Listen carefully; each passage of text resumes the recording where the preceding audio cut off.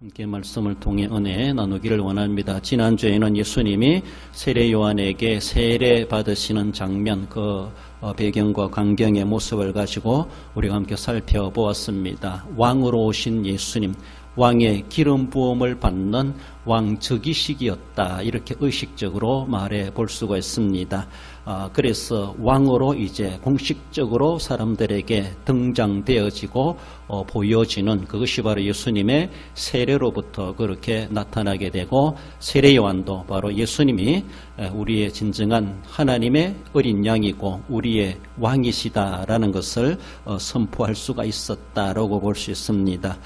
땅에서 세례받지만 하늘에서 하늘이 갈라지고 소리가 나고 성령이 비둘같이 임하시며 하나님께서 그 왕되심에 대해서, 그리스도의 왕되심에 대해서 인치시는 그러한 음성을 들려주시기도 하셨다는 것을 살펴보았습니다. 이제 오늘 본문에서는 그 왕께서 반드시 상대해야 되고 이겨야 될, 왕으로서 감당해야 될 막중한, 어쩌면은 최초에 해야 될 사명이 있다라고 하는 것을 말해볼 수 있는데, 바로 그것은 싸움이죠. 마귀와의 싸움에서 반드시 이겨야만 하고 왕으로서의 분명히 외적으로도 증명해내야 된다고 하는 것을 이 마귀와의 싸움 속에서 일어나고 있습니다. 그래서 우리가 왕중왕이다 이렇게 말하죠. 만왕의 왕이시다 이렇게 말하죠. 사실 우리가 하는 말이지만은 만왕의 왕이시다, 왕중왕이시다, 이 말은 예수님께 합당한 정확한 용어는 아니라고 봅니다. 왕중왕이라고 하면 세상의 왕들을 왕으로 우리가 인정하는 겁니다. 그 왕들 중에 왕이다. 그러니까 예수님도 왕이고 세상의 왕들도 왕인데 그 중에 최고의 왕이 예수님이시다, 이런 의미가 내포되어 있는 것이 왕중왕이다, 만왕의 왕이다, 이렇게 말할 수 있습니다. 세상의 왕들은 왕이 아닙니다. 그 사람들이 왕으로 왕이란 말을 써가 지켜 세웠을 뿐이지, 그리고 일회용입니다. 그들은 그 인생 영원하지 않고 자기도 하나의 죄인이고 하나님 앞에 죽음을 당할 수밖에 없는 인생에 불과합니다. 그러므로 그가 무슨 왕입니까? 그런 왕에게 비하여서 우리 주님도 똑같은 왕처럼 이야기하고 그들 위에 왕이다, 뭔가 최고의 왕이다, 이런 식으로 말한다고 하는 것이 예수님께는 걸맞지 않습니다. 예수님께 왕을 붙인다면 사실 그들과 쓰는 왕은 세상의 왕의 격이 다르고 의미가 다를 수 있겠지만은 그 말대로 우리가 보편적으로 쓰다 보니까 만왕의 왕, 왕중의 왕, 이런 말을 하게 되죠. 또 우리가 한편 이런 말도 해요. 신들 중의 신이다. 물론 성경에도 그런 말들에 옛날에 또 오늘도 그렇지만 많은 신을 섬기고 있기 때문에 그 신들 중의 신이다. 그러니까 다른 신들도 우리가 신의 존재를 인정하는 말과 똑같아요. 다른 신은 없습니다. 신이라고 하는 존재, 우리가 부르는 하나님, 그분 외에 절대자, 그분 외에 없습니다. 많은 신들 중에 있는데 신 중에 최고의 권위가 있고 힘이 있는 신, 우리가 섬기는 하나님이냐? 그렇지 않다는 것이죠. 신들 중에 신이 아닙니다. 오직 유일한 신 하나님밖에 없으시다, 우리의 주장이고 성경적인 주장입니다. 그러므로 우리가 말도 참 조심해야 되는데, 보편적으로 쓰다 보니까 이제 그런 말도 통용되고 이해는 됩니다만은 만왕의 왕, 왕중의 왕, 신들 중의 신이다, 신 중의 신이다, 이런 말을 하는데 상당히 조심스럽기도 하고 신학적으로 볼 때는 정확한 용어는 아니다라고 볼 수 있습니다. 세상에 다른 왕이 없습니다. 세상에 다른 신들이 있을 수가 없습니다. 사람들이 신격화하고 신처럼 여겼을 뿐이지 신입니까? 그렇다고 해서 신으로 신격화한다고 신이 되는 겁니까? 아니라는 것이죠. 우리 하나님은 누가 아니라 할지라도 하나님은 하나님이십니다. 신이십니다. 하나님과 버금될 사람 아무도 없습니다. 그렇습니다. 다른 많은 신들 중에 최고의 신이신 하나님이 아니시라는 것이죠. 그러므로 신 중의 신이시다, 이 말도 상당히 조심스럽다라는 겁니다. 오늘 본문에서 우리 그래서 왕이시지만 그 왕으로서 왕중의 왕이다 이렇게 말하기에 일반적으로 보편적으로 사용되는 용어서 사용하는데, 만왕의 왕이시라 말할 수가 있고, 그래서 그가 진짜 만왕의 왕이신가? 싸움에서 승리를 해야만이 왕으로 증명되어지게 되죠. 그래서 그 승리로 우리 주님께서 진짜 왕이시라고 하는 것을 그렇게 입증하게 되는 것이고, 다른 어떤 왕으로 취급했던 그 모든 대상들은 실제로 왕이 아니라 우리가 쏘갔던 가짜 왕이었다라는 것. 그러니까 가짜라는 가짜, 가짜는 왕이 아니라는 것을 우리는 생각해 볼 수 있습니다. 진짜 왕이시고 유일하신 왕이신 유일하신 하나님 오직 예수 그리스도 뿐이시다라고 하는 것을 오늘 본문을 통해서 우리에게 말씀합니다. 왕의 승리를 생각해 볼 때 먼저는 광야로 내몰리시는 예수님을 상고해 봅니다. 12절에 보면 성령이 곧 예수를 광야로 몰아내신지라 광야에서 40일을 계시면서 사탄에게 시험을 받으시며 들짐승과 함께 계셨다라고 말하고 있습니다. 광야는 들짐승들의 은신처, 더 나아가서는 사탄의 은신처, 사탄의 본부로 그렇게 의미되어지고 개념되는 말이 광야입니다. 더 나아가 예수님의 입장으로 바라볼 때는 적진이기도 하고 그것은 전장터이죠. 전장이죠. 싸움터이죠. 그렇습니다. 예수님은 싸우러 가는데 적진에 가서 싸우는 거예요. 적진에 가서. 얼마나 불리합니까? 그렇잖아요? 우리 땅에서 싸우면 우리가 여러 가지로 더 이점이 있는데 남의 땅에 가가지고 싸운다고 하는 것은 그만큼 불리한 입장에서 시작된다라고 볼 수 있습니다. 바로 광야로 성령께서 그를 내몰고 가시는 것이죠. 내몰았다라고 하는 것은 성령으로 쫓아낸다. 내쫓는다, 그리로 파견한다, 내보낸다, 집어낸다 이런 의미를 가지고 있습니다. 상당히 좀 날카로운 그런 의미를 가지고 있죠. 몰아냈다라는 것입니다. 성령께서 예수님께서 세례 받으실 때 성령이 임하셨습니다. 기름 부음을 받으신 왕이십니다. 그 성령께서 이제는 예수님을 왕으로서의 사역을 시작하시도록 그렇게 성령이 그를 이끌어 가시는 겁니다. 어떻게 보면 이끌어 가니까 예수님은 성령보다 못한 그런 존재인가 이렇게 얘기할 것인데 그런 것이 아니라 성령은 하나의 가이드 역할을 하는 겁니다. 안내자 역할을 하는 겁니다. 그렇잖아요. 왕이 가면서도 왕보다 먼저 앞서가가지고 일들을 준비하고 왕에 앞서 호위병이 먼저 앞서가면서 장애 요소, 장애될 만한 그런 사람들을 정리하고 왕이 가는 길이 평탄하게 갈 수 있도록 길을 안내하는 자 이런 역할들이 그런 모습이죠. 성령이 앞서간다고 성령이 우선이고 예수님 그저 수동적으로 따라가는 그런 모습은 결코 아니고 예수님이 행하시는 그 모든 일은 성령께서 길잡이가 되어가지고 하나의 가이드 노릇하는 것입니다. 실제의 주인은 예수님이시죠. 실제 주체자는 예수님이신데 성령께서 안내자 역할, 인도자 역할을 한다라는 겁니다. 그 인도하시는데 그 가이드 성령께서 예수님을 광야로 가게 내몰았다. 어쩌면은 가기 싫음에도 불구하고 가게 하신다라고 말할 수가 있죠. 인간의 몸을 입고 오신 예수님께서 하나님이시지만은 성령 하나님의 이끌림을 받아 가시는 것이죠. 성령이 인도하시는 대로.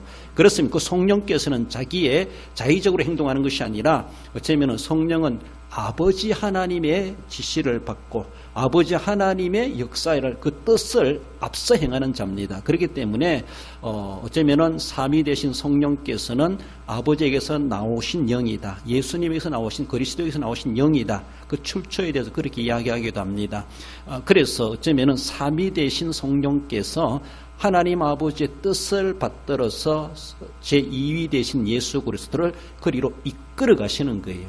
성령이 자기 마음대로 행하는 것이 아니라 굳이 이야기한다라면 아버지가 그리로 인도하게 맡기셨다는 겁니다. 그러니까 성령께서는 아버지의 뜻을 너무나 잘 알고 있기 때문에 인간의 몸을 입고 오신 예수님을 그렇게 그 길로 인도해 가시는 것이죠. 그러므로 예수님께서는 인간의 몸을 입고 우리와 똑같은 성정을 가진 이런 고통과 고난과 배고픔과 피곤함을 느끼시면서 성령이 그리로 내몰고 가시니까 그렇게 따라가는 것처럼 그렇게 인도함을 받고 거부하지 아니하고 성령의 감동, 성령의 인도를 순종해 가는 그런 모습을 말씀합니다. 우리도 마찬가지예요. 나는 가기 싫어도 성령께서 내몰듯이 가게 하실 수가 있습니다. 그것이 순종입니다. 그것이 믿음입니다. 우리 주님도 그렇게 하지 않습니까? 내 뜻대로 하지 마옵시고. 그렇죠. 그러니까 아버지의 뜻이 무엇인가? 성령께서 그렇게 역사해 주시고 감동 주실 때 그것을 거부하지 아니하고 원하지 않지만 인간적으로 원하지 않지만 성령께서 그리로 내몰으시니까 그렇게 하지 않을 수가 없고 십자가 지지 않을 수가 없다라는 것을 볼 수가 있죠. 그렇게 자기를 제어시켜가면서 육신의 소욕을 제어시켜가면서 성령의 인도하심에 순종해 가시는 예수님의 그 모습을 보여주고 있습니다. 성령께서 그에게 기름 부었듯이 임하셨고 이제는 성령께서는 예수님을 광야로 내몰고 가시는 것이죠. 그렇게 성령이 그렇게 이끌러 가시는 겁니다. 마귀가 예수님을 끌고 간 것이 아니라 마귀에게 이용당하는 시험이 아니라 성령께서 예수님 하려면 그 시험을 당하게 하시는 거예요. 성령께서 그 시험을 당하게 하십니다. 그 싸움의 대상을 마귀로 세워놓고 마귀가 예수님을 이렇게 저렇게 조종하고 시험 걸어온 것이 결코 아니라는 것이죠. 성령께서 예수님이 진짜 왕이시라는 것을 입증하는 그런 차원에서라도 마귀와 싸워서 이기는 그 모습을 보이도록 그렇게 역사해 가셨다. 우리가 그렇게 이해할 수가 있습니다. 어떻게 보면 예수님은 인간의 몸을 입고 이 세상에 오셨지만은 사탄을 넘어서지 못하면은 왕이 될 수가 없습니다. 왕 노릇을 할 수가 없습니다. 그렇지 않습니까? 왕으로 즉위식을 했는데 왕인데 내가 왕임에도 불구하고 그 대적들을 싸워서 이겨내지 못한다면 나는 내가 포로가 되고 죽임을 당할 수밖에 없죠. 그렇지 않습니까? 왕이라고 하는 최고의 권세자입니다. 최고의 승리자입니다. 최고의 영광의 자리입니다. 왕인데 왕노릇 못한다면 아무 소용이 없죠. 누가 그 왕을 따르겠습니까? 그렇습니다. 그래서 1차적으로 사탄을 넘어서야만 하시기 때문에 어째 마귀는 이 성령께서는 마귀와 한판 승부를 그렇게 대하게 하시는 싸움을 그렇게 하게 하셨다. 이렇게 말할 수가 있습니다. 하나님의 그렇게 유일한 적수라기보다 원수, 하나님의 원수된 자, 하나님을 배신하여 떠나간 자, 하나님께서 이미 그를 심판하시기로 작정하셨지만은 이제는 그때를 미뤄두시는 가운데 예수님으로 하여금 그 사탄의 왕국을 파괴케 하시는 그 일들을 실제적으로 이제 이루어 가시는 것을 볼 수가 있습니다. 예수님께서 내몰린 그 광야라고 하는 것은 사탄의 은신처라 말할 수가 있고 사나운 들짐승들이 우글거리는 바로 사람이 거할 수 없는 귀신의 소굴, 사탄의 소굴, 들짐승, 산원, 맹수들의 소굴이다 이렇게 말할 수 있습니다. 그 적진에 나 홀로 가가지고 싸운다고 하는 것이 얼마나 힘들겠습니까? 많은 영적 대적들이 거기에 진을 치고 있고 그들의 본부가 있는 곳이고 거기에 예수님께서 헐헐 당신 성령의 내몰림을 받아가지고 가서 그들과 싸워야 하는 것이 왕으로서 해야 될 사역이라면 첫 번째 사역이었다 이렇게 말을 할 수가 있습니다.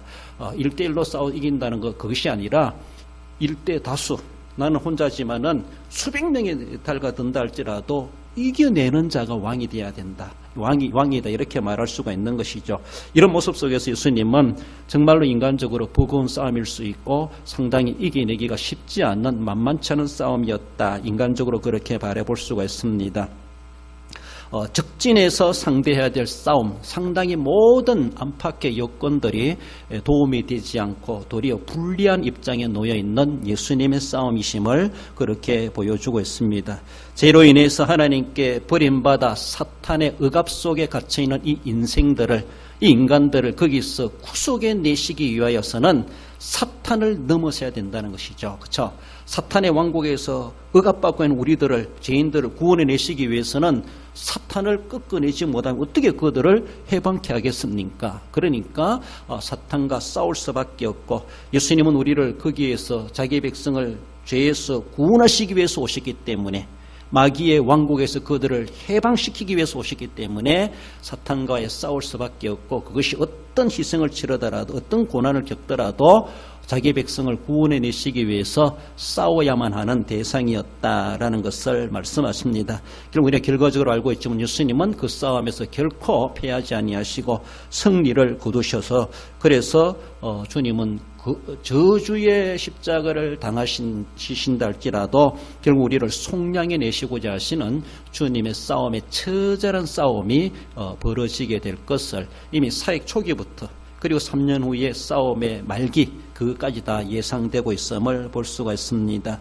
우리 갈라디아서 3장 13절 읽어봅시다.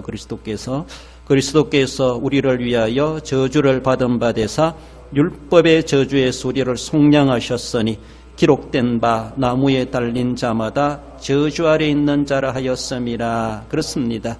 예수님께서 싸우심의 결정적인 싸움의 그 방법 내용들이 십자가 지시는 것. 그래서 마귀가 볼 때는 내가 예수를 꺾었다라고 막 그렇게 환호성을 지를지 모르지만은 그것이 자기들이 무너지는 결정적인 사건이 될 줄이라는 것을 마귀도 몰랐다는 거죠. 우리가 말하는 좀 귀신 같다 이렇게 말하죠. 그 귀신 같다 하는 마귀도 몰랐다는 것이죠. 그 모를 만큼 우리 주님은 그런 작전을 펼쳐가셨다고 하는 것을 우리는 볼 수가 있습니다. 우리를 속량하셨으니 주님께서 대신 저주를 당하시면서 나무에 달리시면서 우리 대신 그렇게 저주당하시면서 우리 거기서 결국은 속량해 내시는 마귀의 왕국이 파괴되어지고 거기에 억압받고 있는 온 하나님의 자기 백성들이 구속함을 받게 될 것이라는 것, 예수님은 이미 다 내다보시고 골고다의 십자가를 지신 것이고 마귀는 전혀 그걸 생각하지 못하고 자기들이 이기는 줄 알았지만은 결코 그것은 자기들이 패하는 결정적인 사건이 되었다라는 것을 말씀합니다. 십자가의 대속의 죽으심으로 예수님께서는 우리를 거기서 구속해 내시는 진정한 승리의 작전을 펼쳐가시게 되었고 그것이 성공적으로 이루어졌다 보증해지는 것이 예수님의 부활로 예수님이 진짜 승리의 왕이시다라고 하는 것을 말씀해 줍니다. 여러분들 우리가 예수님이 마귀에게 시험을 당하셨을 때 여기 본문에 안 나오지만 우리 마태복음을 보면은 뭐 3가지 시험이 있었다. 그러니까 그거는 뭐 간단한 시험처럼 뭐 하루 만에 해낼 수 있는 시험처럼 여겨지는데 오늘 본문의 말씀으로 우리에게 그 시험 기간을 말해주는 것은 40일로 보고 있어요. 40일. 40일을 계시면서 사탄에게 시험을 받으시며 똑똑 40일이다 말할 수 없겠지만은 예수님 40일 동안 줄이신지라 금식기도 하셨다. 우리가 40일에 금식기도만 생각하는데 금식기도 40일 그 자체가 마귀의 시험기간. 그렇지 않습니까? 그저 3번 뭐 간단하게 딱 끝내고 주님이 승리하신 걸 우리가 생각할 수 있는데 마태복음 배경으로 바라보면은 오늘 마가복음에서는 그런 것보다가는 내용보다가는 40일 동안 계시면서 사탄에게 시험을 받으셨다. 어쩌면 40일 동안 시험을 받으시는 기간이 아니었나라고 볼 수가 있고 사실 40일도 그것 아니라고 볼 수 있습니다. 예수님의 공생에 3년 내내 마귀와의 싸움이었다고 말할 수 있습니다. 더 넓게 보면 사생애까지 이 세상에 인간의 몸을 입고 오실 때부터 이미 헤로당에서부터 죽임을 당하려고 막 그렇게 하지 않습니까? 그때부터 태어나자부터 십자가에 달려 돌아가시기까지 계속해서 적들은 여러 가지 모습으로 공격이 옵니다.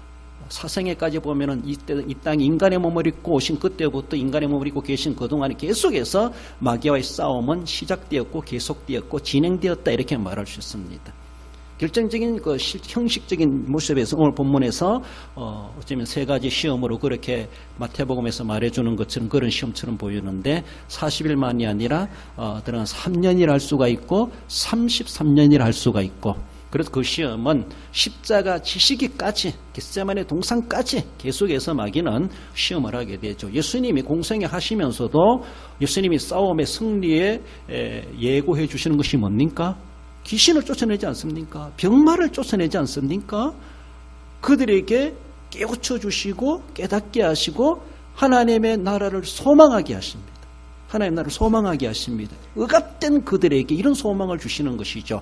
그리고 결정적인 사건은 십자가로 인해서 완전히 마귀의 왕국이 파괴되었다는 것을 부활로 그렇게 증명해 주셨던 것을 볼 수 있습니다. 광야로 내몰리시는 이것이 성령의 이끌림을 받으셨고 그리고 겟세마네 동산에 기도하시는 것, 십자가 지시는 것 모든 부활에까지 성령께서 거기에 삼위 하나님께서 다 관여하셔가지고 인간의 하나님의 백성의 구속의 사역을 완벽하게 이루어내셨다. 귀신도 몰라볼 정도로 마귀도 몰라볼 정도로 하나님께서는 그런 거룩한 작전을 펼쳐가시면서 일들을 이루어내시는데 인간의 몸을 입고 오신 예수님 그걸 몸으로 시험을 감당해내야만 했다라고 하는 것을 보여주고 있습니다. 광야로 내몰리신 우리가 살아가는 이 세상의 세상도 광야 같은 세상입니다.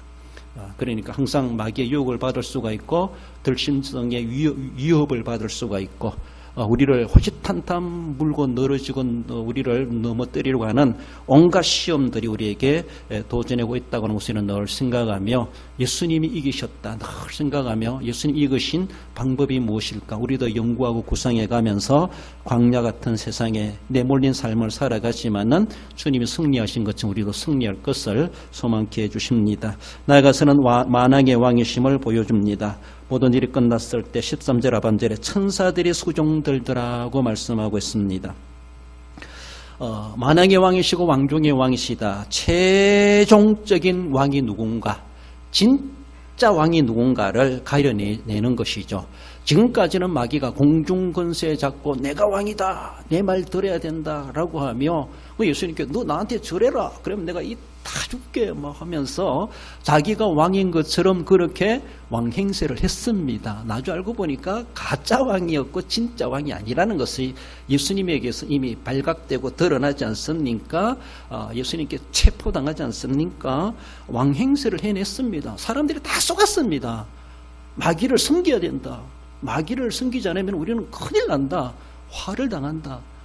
요새도 많은 사람들이 고목나무 섬기고 그 신을 버리면 안 된다 하고 막 그 두려움을 공포스럽게 가고 있지 않습니까? 이사도 아무 때나 하면 안 되고 일도 아무 때나 하면 안 되고 온갖 여러 가지 귀신에 잡혀가지고 그 협박을 당하고 있습니다. 쏟고 있다는 것도 모르고 있어요. 쏟고 있다는 것도.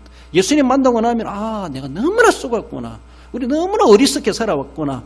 가짜 왕을 왕처럼 내가 모시고 살아왔구나 걸 알게 되는 것이 우리들이 아닙니까? 우리는 이제 그 쏘고움에서 우리는 벗어났지 않습니까? 이 예수님을 믿는 사람들이에요. 예수님은 그만큼, 예수님 믿는 사람은 그만큼 배짱이 있어요. 그 사람들은 두려워하는 우리는 두려워하지 않습니다. 그 사람들은 그렇게 벌벌 떠는 우리는 벌벌 떨지 않습니다. 아무렇지도 않게 우리는 대할 수 있습니다. 그렇지 않습니까? 우리는 바로 진짜 왕을 만난 사람이고 진짜 두려워 떨어야 될 대상이 누군가를 알고 있는 사람이에요. 그 사람들은 엉뚱한 것, 우상덩어리, 아무 힘도 못 쓰는 걸 거기에서 쏘가가지고 진짜 왕인 줄 알고 거기에 벌벌 떨고 그가 시키는 것대로 해야 되는 것처럼 결국 그것이 마귀 존재하는 것이고 나를 다 내 모든 것을 빼먹고 결국은 나는 버림당할 수밖에 없는 그런 처지가 될 수밖에 없는데 토사구팽 당하는데 그것도 알지도 못하고 우리는 세상 사람들 아직도 그것이 진짜 신인 줄 알고 거기에 쏟고 살아가고 있는 그들에게 우리는 진짜 우리의 왕이 누군가, 너 인생을 책임질 자 누군가, 너의 죽음을, 너의 내세를 책임질 자 누군가를 우리는 분명하게 그들에게 알려줘야 될 책임이 있다고 하는 것을 볼 수 있습니다. 마귀는 가짜 왕이었다는 것이죠. 진짜 왕이신 그리스도께서 나타나셔서 사탄을 물리치시고 모든 권세를 평정하십니다. 그리고 예수님이 진짜 왕의 왕이시라고 하는 것, 진짜 만왕의 왕이시라고 하는 것을 이 싸움 속에서 분명하게 증명해 주시게 되었다라는 겁니다. 다르게 이제 한편에서 예수님이 광야로 내몰렸습니다. 사탄이 생각할 때, 저 녀석이 세상에 태어날 뒤는 헐헐단신 내 쪽으로 다가오네. 마귀가 볼 때는, 사탄이 볼 때는 예수님을 꺾을 수 있는 절호의 기회, 절호의 기회. 그렇잖아요? 우리 쪽으로 다 지 혼자 찾아온다고 생각해 보세요. 무슨 배짱을 가지고 오는가 이렇게 생각할 수가 있죠. 그러니까 우리가 그리스도를 이길 수 있는 대찬스다. 정말로 찾아오는 그를 꺾을 수 있는 절호의 기회라고 볼 수가 있습니다. 그래서 마귀는 예수님의 가장 취약한 약점을 이용해 가지고 예수님에게 도전하지 않습니까? 오늘 본문에 나오지 않지만은 떡을 만들어 먹으라. 뛰어내려봐라. 그리고 온 세상 권세를 내가 주겠다. 식욕적인 시험, 더 나아가서는 명예적인 시험, 권세적인 시험을 가장 취약한, 가장 필요로 하는 것들을 이용해 가지고 마귀는 예수님을 꺾을 수 있는 절호의 찬스를 쓰고 있습니다. 찬스를 쓰고 있다는 겁니다. 그러나 예수님께서는 기름 부음 받으실 때 그 정신 그대로 성령에 이끌리시는 대로, 그래요. 자신의 육신의 소욕을 제어하는 것이죠.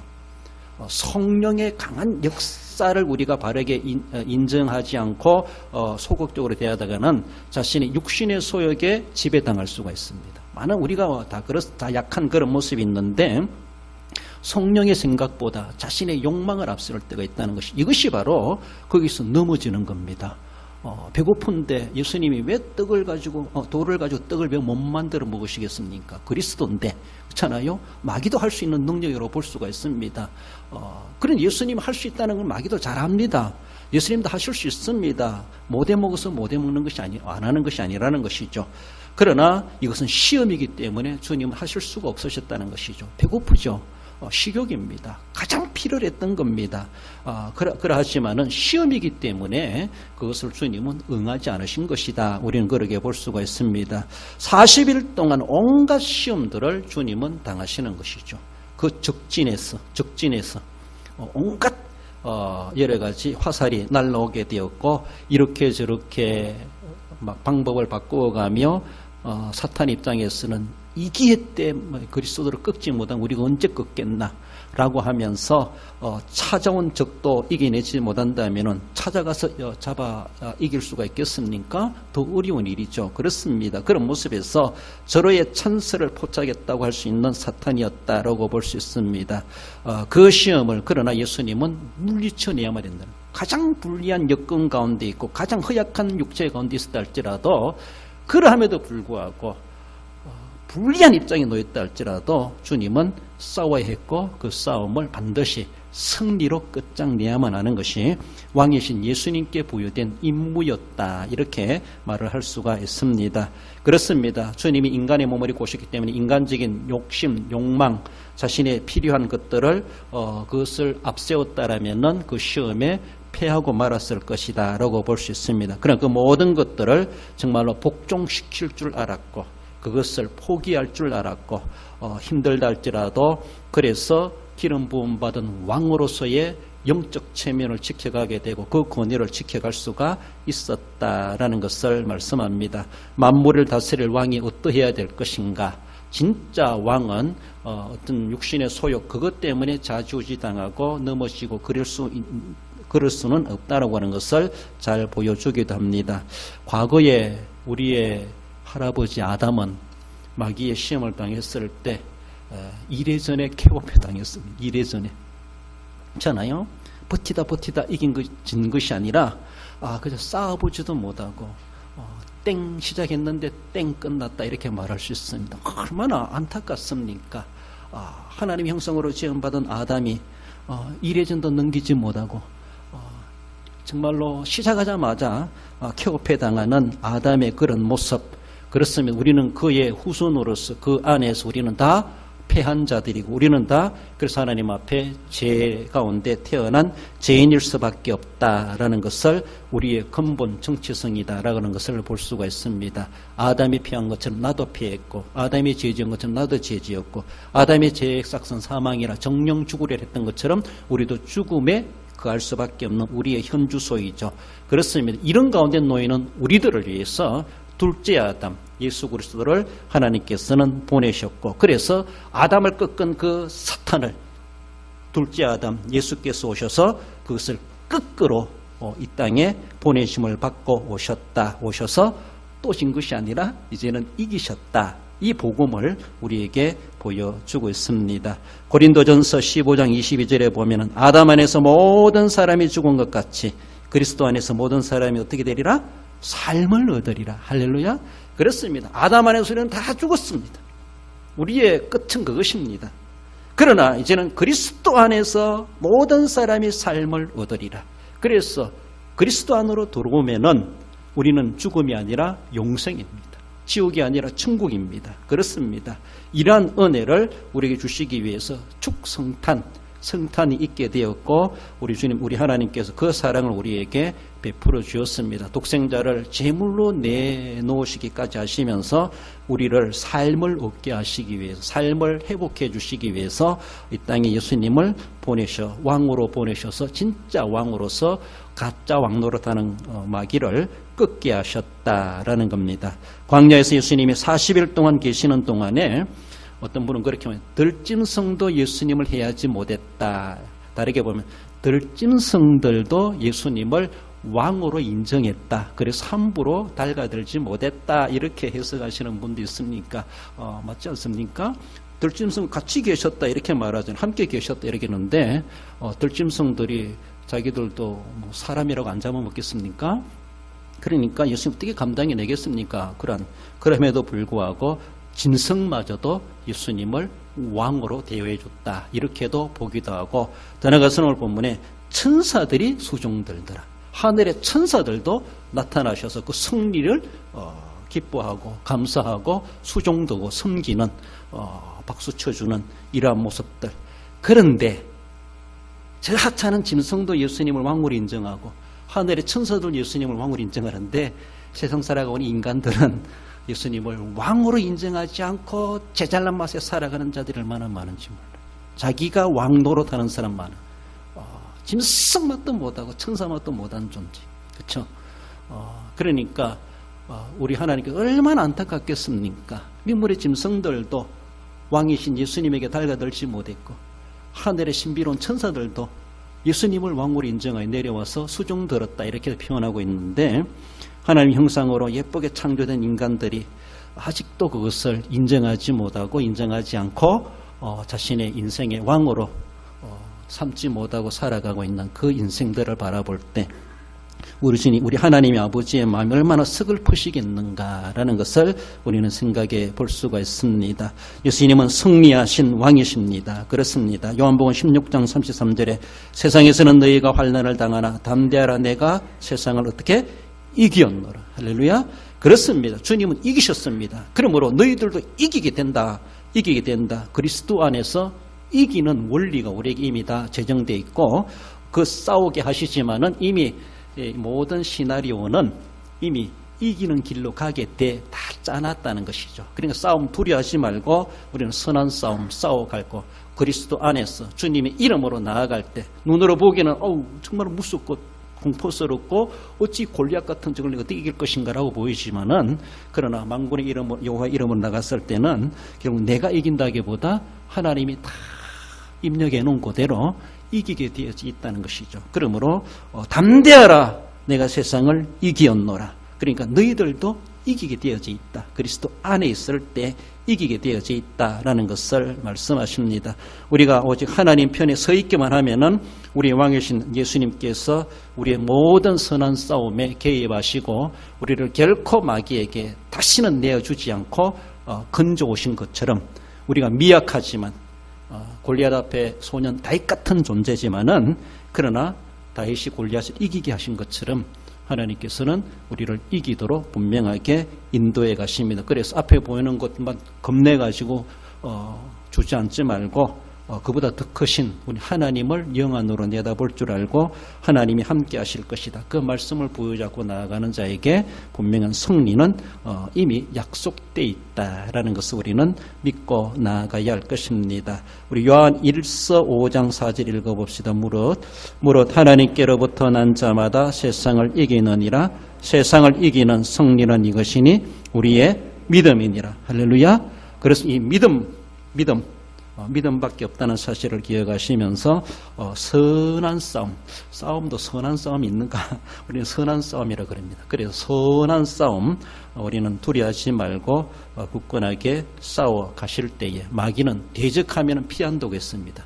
내가 마귀를 피하면 마귀가 날 따라오지만은 마귀를 향하여 우리가 그리스도 이름으로 대적하면은 사탄아 물러가라 라고 하면은 사탄이 겁이 나서 물러간다는 것이죠. 그러니까 우리 보고 가는 것이 아니라 우리의 배후에 계신 예수님 보고 도망가는 것이죠. 그러므로 주님 이름으로 승리는 이것이니 우리의 믿음이라. 우리가 가질 수 있는 최고의 공격 무기는 믿음밖에 없어요. 믿음을 굳건히 잡으시고 믿음으로 예수님이 승리하신 것처럼 그 승리의 영광에 참여할 수 있는 우리의 삶이 되어야 할 것입니다. 결론적으로 읽어봅시다. 예수 그리스도께서 사탄의 시험을 이기심으로 평강의 왕, 승리의 왕이심을 입증하심을 알고 사탄의 온갖 도전에도 두려워 말고 하나님께로부터 난 자로서 믿음으로 대적하여 승리 생활하는 성도가 됩니다. 어떤 싸움에서도 결코 주님의 이름으로 승리하시는 우리 성도 여러분들 되시기를 주님의 이름으로 축원드립니다.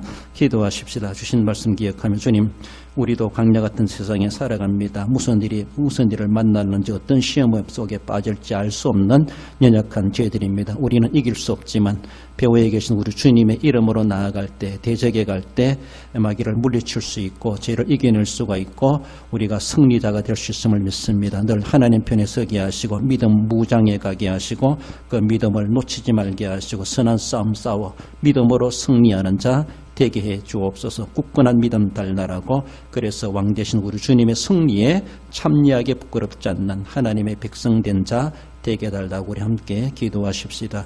고마우신 우리 하나님 아버지 은혜를 감사드립니다. 오늘도 우리를 사랑하시고 끝까지 인도하심을 감사드립니다. 왕이신 우리 주님 기름 부음을 받으시고 성령으로 내몰려 광야에서 사탄에게 시험을 받으셨다라고 말씀하고 있습니다. 그 시험을 이기심으로 진정한 왕이심을 우리에게 보여주셨습니다. 그 가운데서 우리를 구속하시려고 자유케 하시려고 사탄의 왕국을 파괴케 하시고 저주의 십자가를 지신 우리 주님을 기억합니다. 이제 그 이름으로 주님 안에서 하나님의 편에서 믿음으로 나아갈 때 우리도 주님처럼 승리의 자리에 참여할 수 있어야 된다는 것을 약속하셨습니다. 그 약속을 부여잡고 믿음 가지고 나아가게 하시고 어떤 유혹과 어려움이 있다 할지라도 육신을 제어해가며 하나님의 뜻이 무엇인가를 분별해가며 성령의 이끌림을 받아 순종의 감으로 결코 승리케 하시는 승리자가 될 수 있도록 우리 하나님 도와주시기를 원합니다. 싸움을 두려워하지 말게 하시고 믿음으로 이겨갈 수 있는 삶이 되도록 성령으로 충만케 인도해 주시기를 원하오며 거룩하신 예수님의 이름으로 기도 올리옵나이다. 아멘. 성탄은 우리 하나님께서 우리에게 회복케 하시고자 예수님을 이 땅에 보내셨습니다. 우리를 구속하시려고 예수님을 보내셨습니다. 인생에게 유일한 소망이 되신다는 것을 우리에게 알려주셨습니다. 그러므로 하나님 우리의 성탄을 맞으면서 우리가 회복되게 하시고 우리를 구속하여 주시고 우리를 분명하게 주님이 뜻하신 바대로 성도단 성도로 살아가게 하시고 진정코 소망 가시고 오직 우리 예수님만이 우리의 소망, 유일한 소망이 된다는 것을 믿고 주님을 부여잡고 주님께로 모여들고 주님을 의지하며 소망 중에 승리하는 삶이 되게 하옵소서. 주일날 주었던 말씀을 기억하며 우리를 죄 가운데서 소망케 하시고 우리가 우매함에 빠지지 않게 하시는데 우매 앞에서도 우리를 소망케 하시는 하나님, 분명히 하나님께서 행하실 것을 믿고 잠잠히 믿음으로 하나님의 능력을 소망할 수 있는 우리의 삶이 되기 위해서 그 소망의 믿음을 우리에게 더하여 주시기를 위해서 기도해 주시고 우리 선교사님들 또한 우리 이명철 선교사님을 위해서 우리 함께 기도해 주시기 바랍니다. 고모신 우리 하나님 아버지, 험한 세상 살아가는 가운데 이 땅에 우리가 오신 예수님의 오심을 그날을 기념하며 성탄을 준비하고 성탄을 맞이하고 있습니다. 우리 하나님 아버지, 제약된 세상에 빛으로 이 땅에 오신 우리 주님, 깜깜한 어둠에 거하고 있는 우리들을 밝은 빛으로 인도하시고자 여러 가지 의지를 피는 세상 가운데 우리를 회복케 하시고자 이 땅에 그리스도 예수님을 보내신 줄 믿습니다. 우리 하나님 아버지, 우리를 죄 가운데서 구속하시고자 예수님을 보내신 줄 믿습니다.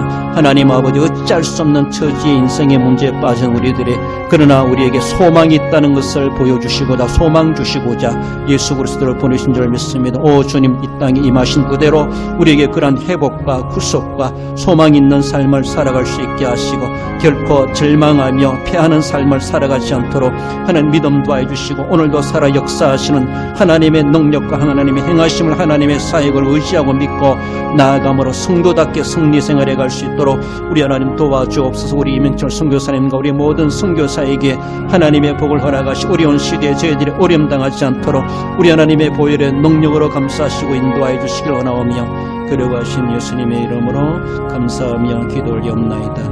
우리의 전도 대상자 위해서 우리 이웃 주민 복음화를 위해서 이번 주에 있을 주일학교 수료식과 또한 성탄절 행사들을 위해서 질고로 어름당하는 성도들, 병원에 요양 안에 있는 우리 성도들을 위해서 연로하신 어르신들을 위해서 우리 자녀들의 장래와 믿음을 위해서 교회가 또 새해 계획하여 하고자 하는 모든 예결산과 행사들을 위해서 출타객지 사방에 흩어진 우리 대항의 군속들을 위해서 나라와 민족의 대통령 대통령과 대통령 선거를 위해서 전체적인 모습에서 우리 함께 한 번 더 합심해서 한번 열심히 기도합시다. 우리 하나님 아버지 은혜를 감사드립니다. 주님의 교회 이렇게 한 해가 마무리되기까지 지켜주심을 감사합니다. 선교하게 하시고 이웃복음을 위해서 전도하게 하시고 전도대항자 삼고 애달바하며 기도하게 하신 하나님, 최선을 다하여 한 영혼 구원하여 이 자리로 이끌어올 수 있는 저희들 될 수 있도록 믿음을 도하시고 선교 현장마다 하나님의 교회가 세워지고 수많은 영혼들이 주께로 돌아오고 하나님 나라를 확장해 가는데 박차를 가할 수 있도록 도우시고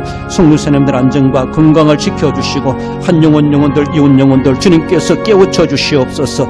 진정한 왕이신 예수 그리스도를 발견하게 하시고 가짜 왕에 쏘아가지고 쏘가 살아가는 인생이 되지 않도록 우리 하나님의 저희들을 우덤에서 이끌어 주시기를 원합니다.